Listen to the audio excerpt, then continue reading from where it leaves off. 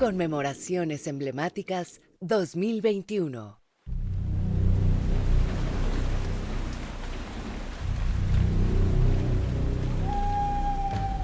Tenochtitlan era una floreciente metrópoli a la llegada de los españoles. Moctezuma II controlaba a muchos pueblos a lo largo de un extenso territorio. Con los tributos que estos grupos entregaban periódicamente y controlando una amplia red comercial, la ciudad se enriqueció y atrajo a gran cantidad de gente. El esplendor de la ciudad mexica se sostenía por alianzas y conflictos con otros pueblos, quienes jugaron un papel determinante en su conformación política y militar. Muchos piensan que Tenochtitlan dominó como jamás se había visto a toda Mesoamérica. Pero, ¿qué tan cierto es esto?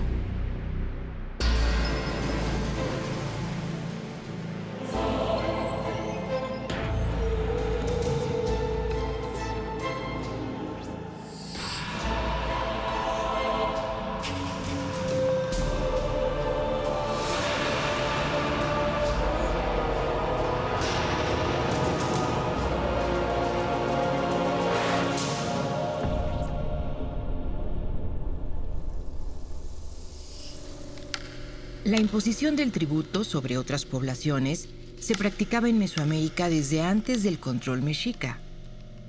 En muchos casos, los gobernantes organizaban alianzas entre dos o más naciones, estilo que habría de continuar con la triple alianza de Tenochtitlan, Texcoco y Tlacopan.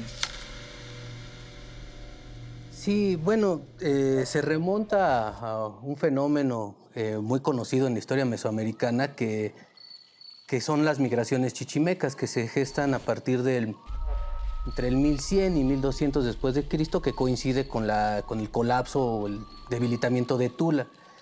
Diferentes, como es bien conocido en la historia mesoamericana, ¿no? Hay diferentes migraciones chichimecas del norte de México hacia la cuenca de México, entre ellas pues, varios grupos de filiación náhua. Los mexicas descienden de una de esas migraciones. Pero cuando los mexicas llegan a la cuenca de México aproximadamente al 1200, más o menos 1200 después de Cristo, la cuenca de México estaba gobernada por diferentes entidades políticas, donde destaca la figura principalmente de los tepanecas de Azcapotzalco, ¿no? Que junto con las ciudades de Culhuacán, de Jaltocan y de Xochimilco, conformaban una especie de alianza territorial. De hecho, ellos mismos en algún momento expulsan a los mexicas de su asentamiento en Chapultepec y posteriormente se instalan los mismos grupos mexicas en la región de Texcoco.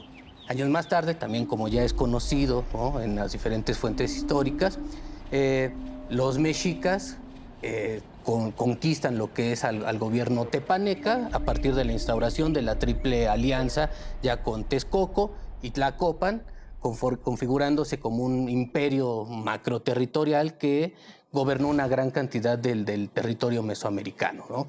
Pero lo que es interesante para para el arribo de los mexicas a la Cuenca de México es que toda esta tribu digamos, estos grupos de chichimecas, ¿no? Mal llamados bárbaros, ¿no? Que vienen del norte de Mesoamérica, tenían un arraigo muy militarista y eso se puede rastrear precisamente con la otra entidad política anterior a los mexicas, que es precisamente el caso de Tula, ¿no? Incluso vale la pena mencionar a la ciudad de Tenayuca, que también es fundada por uno de los caudillos legendarios que aparece en el Códice Tlotzin, que es Xolotl. Xolotl funda lo que es Tenayuca, que se puede incluso visitar en Tlalnepantla, ¿no? En el Estado de México, está esa zona arqueológica. Xolotl funda lo que es Tenayuca, posteriormente se va a Texcoco, pero lo que es interesante es que en Tenayuca se instauran los templos dobles, el templo dedicado a Tlaloc, un templo dedicado hacia la guerra, y que es algo que va a tener verificativo con el templo mayor.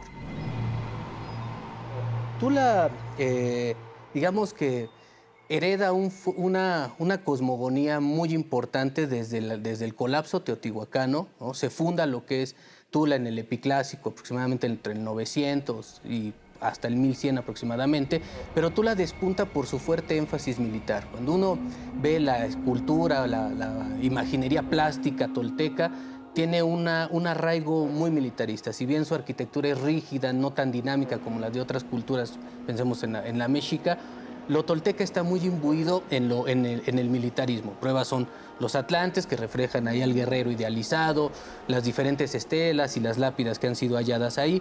Pero es muy importante, por ejemplo, el caso de Tula, porque en Tula es donde surge el culto a Tezcatlipoca. La primera representación de Tezcatlipoca se encuentra en uno de los pilares de la pirámide B de Tula, que uno puede visitar en el Museo Jorge Acosta de Tula.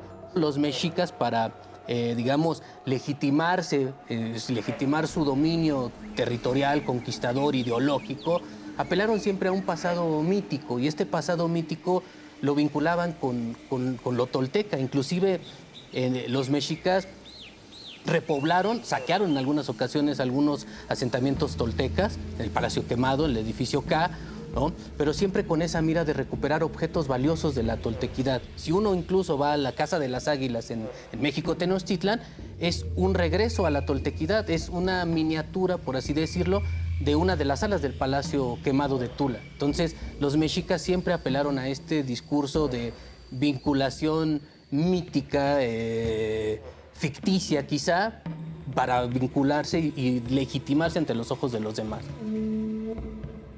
Bueno, o sea, en la larga duración mesoamericana, o sea, podemos hablar de 3 grandes ciudades, ¿no? O sea, ciudades como tal. O sea, la primera es la famosa urbe, la ciudad de los dioses, Teotihuacán, ¿no? Una ciudad multiétnica, majestuosa, un estado prístino, uno de los pocos estados prístinos en el mundo, ¿no? Una gran ciudad, la tolana arquetípica. Posteriormente es Tula. Tula, aunque no lo crean, en las fuentes es mencionada como una ciudad maravillosa, aunque la arqueología no lo demuestra como tal, pero era uno de los grandes núcleos multiétnicos, compitió con Teotihuacán, obviamente con menos tiempo. Y la última gran ciudad, o la última Tolán terrenal, es México Tenochtitlan.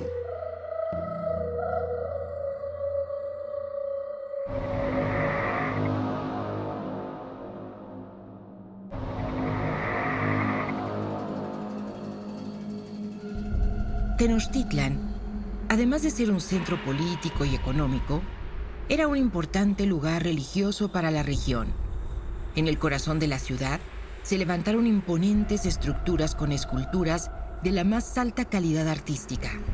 Ahí se congregaba la población para ser testigo o participar en ceremonias religiosas. Para ubicar a Tenochtitlan en 1519, de una manera, bueno, más o menos rápida, hay que pensar que sin duda fue el momento culminante de un desarrollo histórico que abarcó por lo menos algunos milenios y en Mesoamérica, ¿no? Desde el periodo preclásico, en fin. Tenochtitlan es la culminación de ese desarrollo histórico y cultural de muchos siglos, ¿no?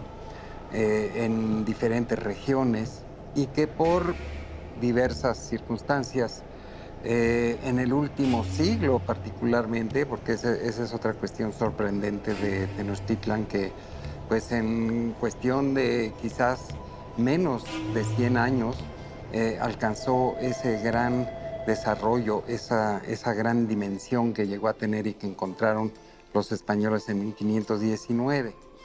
Quizás para comparar la magnitud de Tenochtitlan como ciudad en ese momento, tendríamos que pensar en Teotihuacán, ni más ni menos, que floreció en los primeros siglos de la era cristiana y para finalmente pues caer hacia el siglo VII de nuestra era.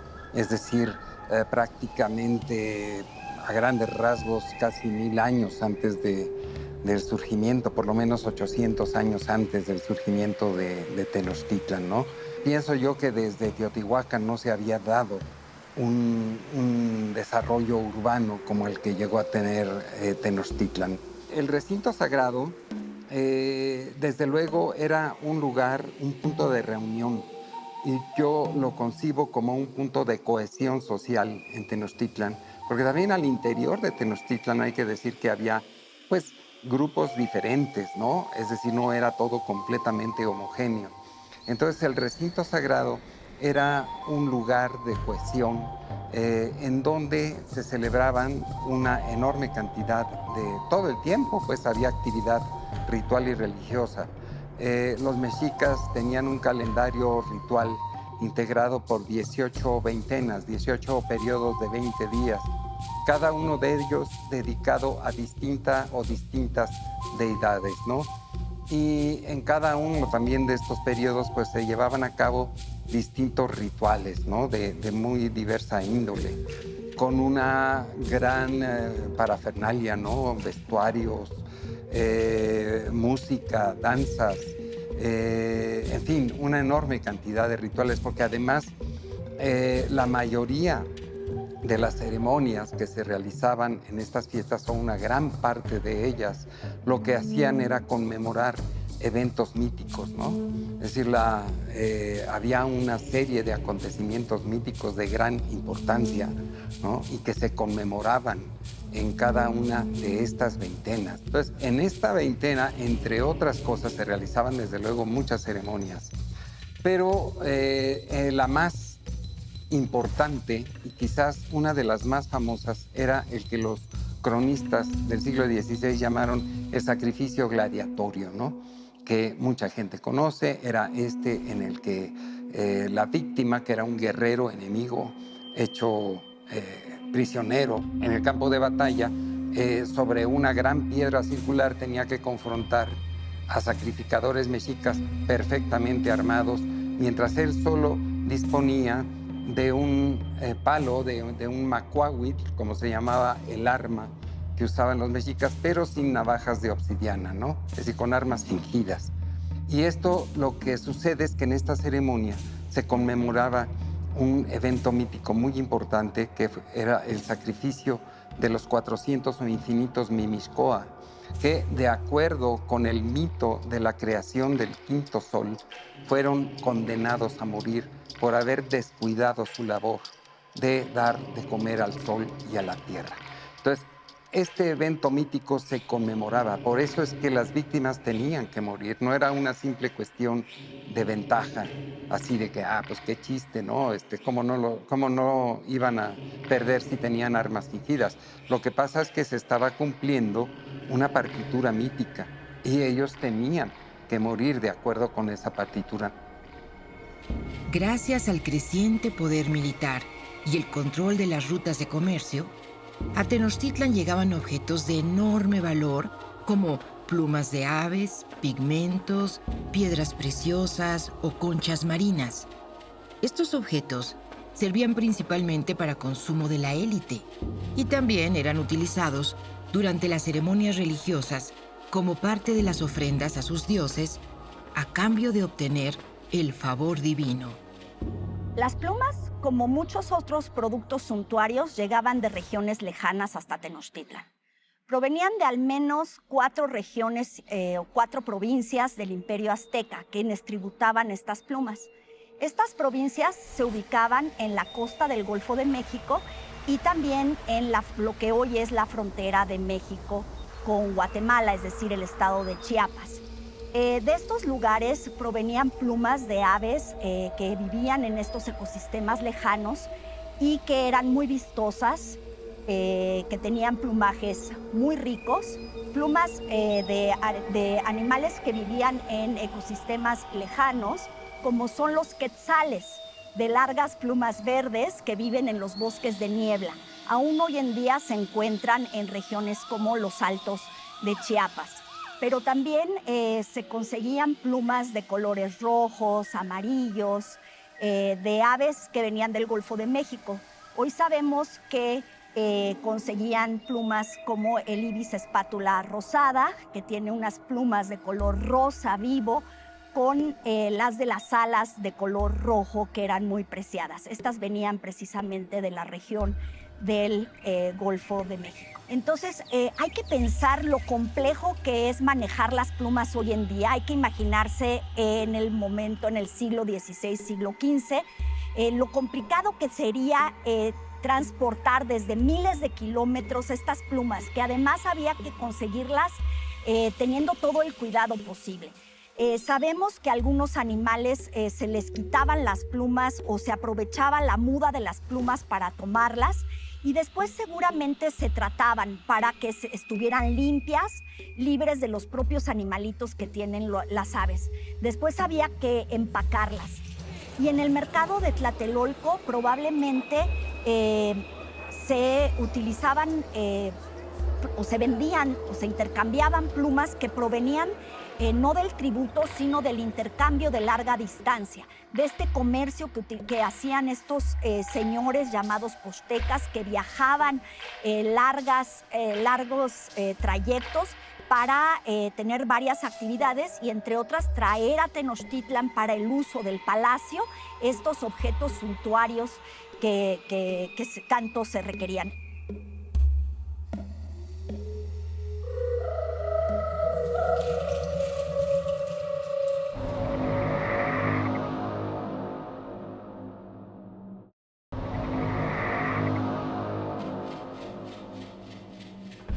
A la llegada de los españoles, en el otoño de 1519, Tenochtitlan formaba parte de la Triple Alianza con Tlacopan y Texcoco.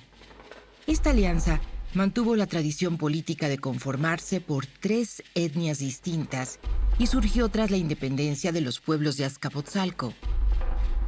Esta ciudad también formó parte de una Triple Alianza que controlaba grandes regiones de pueblos tributarios y, en particular, a los mexicas les exigía un severo tributo a cambio de haberles permitido asentarse en sus dominios. Bueno, sabemos que a través de las fuentes que en Mesoamérica existían triples alianzas, ¿no?, de carácter político, económico, pero antes teníamos una previa que es la de Azcapotzalco. En realidad no la encabeza Azcapotzalco, son 3 pueblos, por eso son triples alianzas.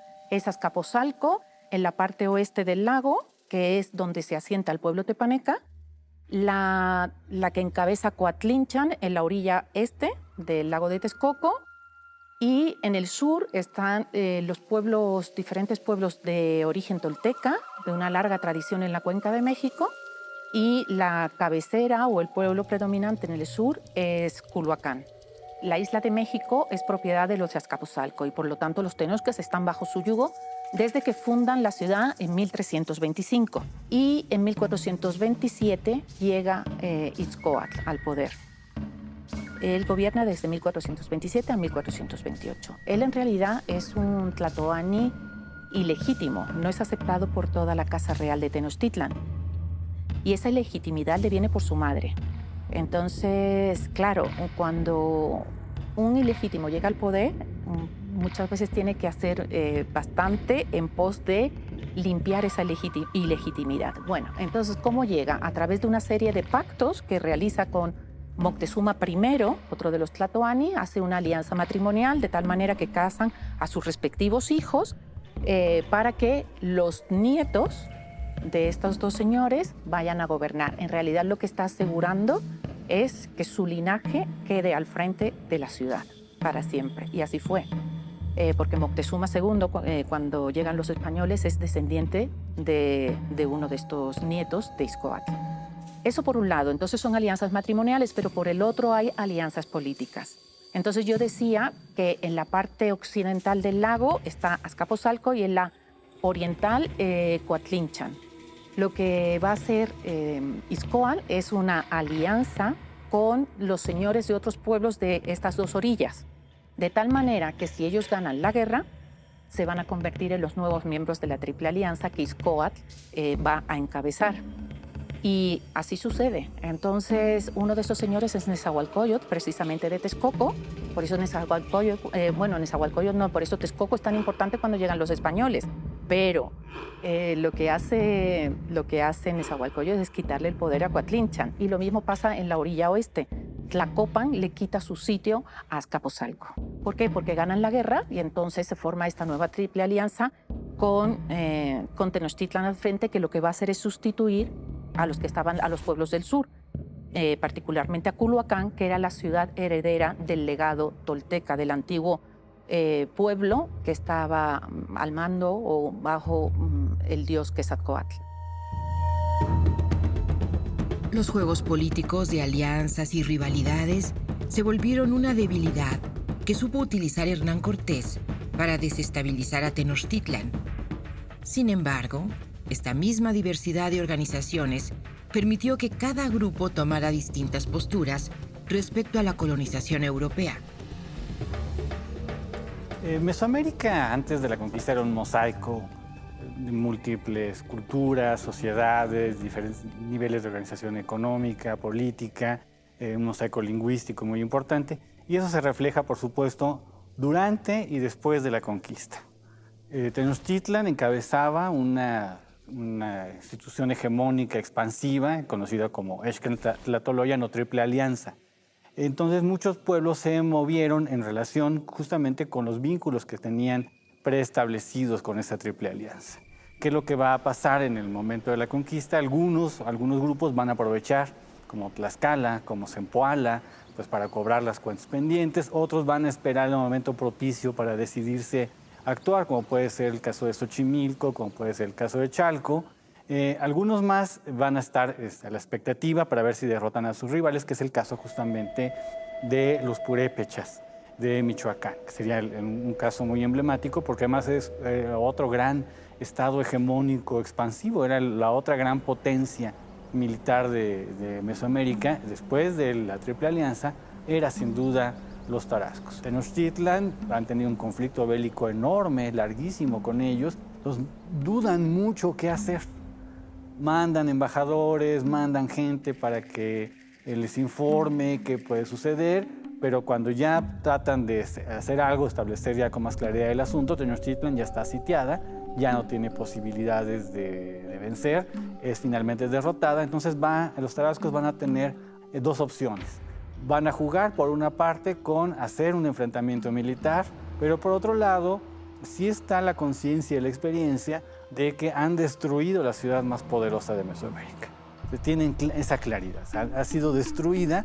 Entonces, las posibilidades de que ellos puedan realmente defenderse con éxito durante mucho tiempo de los nuevos gentes que vienen aquí y la alianza que ya tienen con Tlaxcala, lo ven muy complicado, entonces van a decidir tratar de negociar. Entonces, si bien al principio no van a enfrentarlos militarmente, sino que van a tratar de hacer un acuerdo pacífico, a la larga pues van a padecer básicamente lo mismo que van a padecer los otros grupos indígenas que sí fueron conquistados a sangre y fuego, y veremos cómo después del primer tercio del siglo XVI, hacia 1530 en adelante, van a haber incluso varias rebeliones indígenas en territorio purépecha, como parte de esta amalgama muy compleja de relaciones que van a establecer los grupos indígenas entre sí, con los castellanos y con los aliados de los castellanos. Es una relación extremadamente dinámica y muy movible.